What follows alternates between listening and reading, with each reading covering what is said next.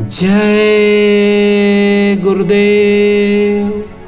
एक बार स्वामी जी महाराज ने सत्संग सुनाते हुए अपनी साधना का अनुभव बताया। स्वामी जी महाराज ने कहा, जब मैं गुरु के पास पहुंचा तो कार्तिक का महीना था, जाड़ा प्रारंभ हो रहा था। गुरु महाराज ने दर्शन देते ही मुझे उपदेश दे दिया था। मैंने उनकी आज्ञा लेकर साधन प्रारंभ कर दिया। जिस दिन से साधना शुरू किया उसी दिन से चित्त की चंचलता अधिक शुरू हो गई, परंतु गुरु से अर्ज करता रहता था, मेरा चित्त स्थिर नहीं रहता है, वक्त साधन के भाग दौड़ लगाता रहता है। गुरु समझाते थे कि साधन के समय तुम हमारे रूप का दर्शन कर लिया करो और जब मन ना माने तो रोया करो।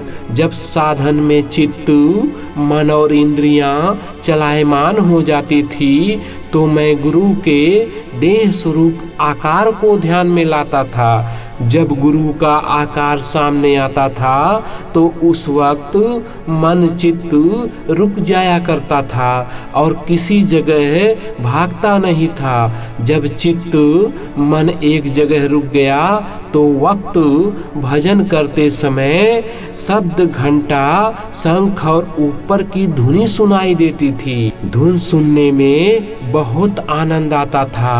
मालूम होता था कि मैं गर्मी से सर्दी में आ गया हूँ और यह सर्दी अधिक शीतलता देने वाली है। मुझे अनुभव हुआ है, जब इच्छा जगी, मालूम हुआ कि घास के ढेर में आग लगा दी है और अग्नि प्रचंड रूप धारण कर चुकी है।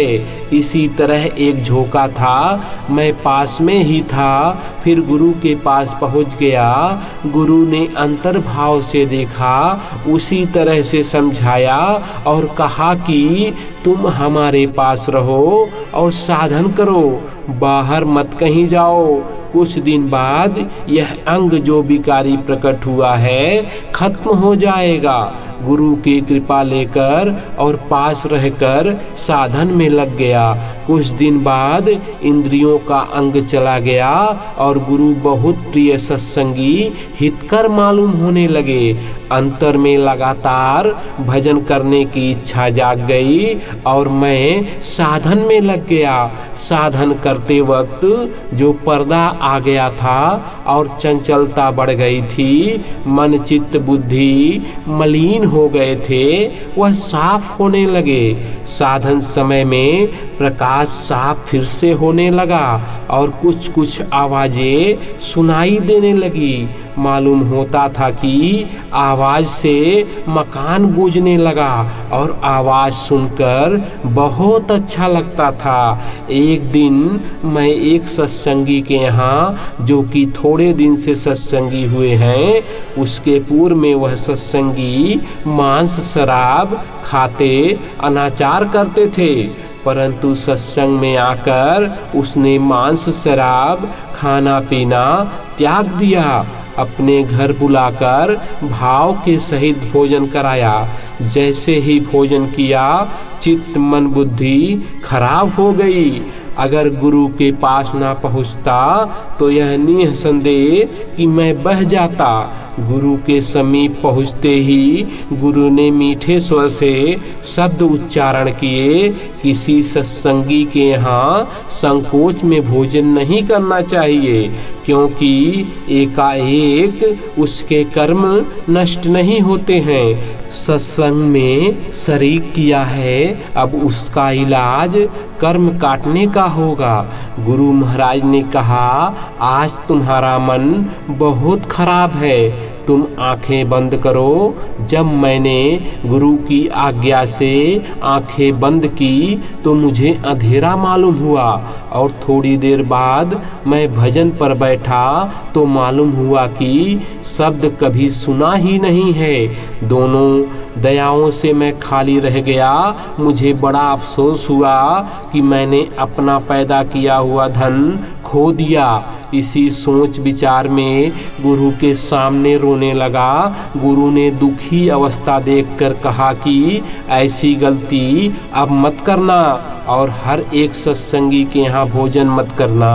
तुम यहाँ आओ। मैं गुरु के निकट पहुँचा और अपना सिर चरणों में रख दिया। गुरु महाराज ने अपने हाथों से मुझे उठाया और कहा कि हमारी आँखों की ओर अपनी आँखों से देखो। मैंने अपनी आँखों को गुरु की आँखों के साथ जोड़ दिया और एक टक से गुरु की आँखों की पुतली को देखने लगा। जब मेरा पूरा भाव सहित गुरु की पुतली पर दृष्टि टिक गई तो देखता हूँ कि गोलाकार एक बहुत भारी प्रकाश आ गया जो कि बहुत बड़े आनंद का अनुभव कराता है। जब मैंने गुरु की पुतली में होकर उसी गोलाकार प्रकाश में होकर देखा तो मुझे खुला हुआ आकाश मालूम हुआ और जिसमें मालूम होता था कि सड़क बनी हुई है। सड़क के किनारे बाग लगे हैं, उसके बीच में सुंदर मकान है। कुछ पुरुष और स्त्री नजर आते हैं। बगीचे में सुंदर एक कतार में फूल है और सुगंधि से मैं मस्त हो गया। ऐसा मालूम हुआ कि मैं किसी दूसरी दुनिया में पहुंच गया हूँ। गुरु की पुतली में मालूम हुआ कि एक विशाल ज्योति जल रही है जिसमें आकर और उसी ज्योति की किरणें समूचे ब्रह्मांड को अपनी कशिश में लपेटे हुए हैं और उन्हीं किरणों पर यह जगत सरसब्ज है।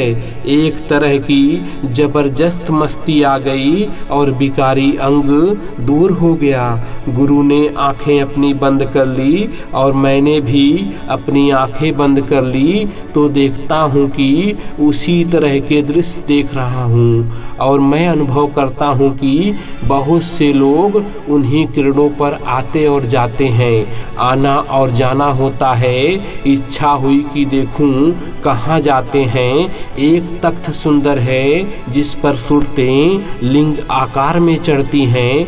मालूम होता है कि डोरियां लगी हुई हैं, उनको कोई खींचता है और कुछ शक्लें भयानक मालूम होती हैं जो कि सूरतों के साथ जा रही हैं। हिसाब हुआ और फिर फैलाव उन्हीं डोरियों का होता है।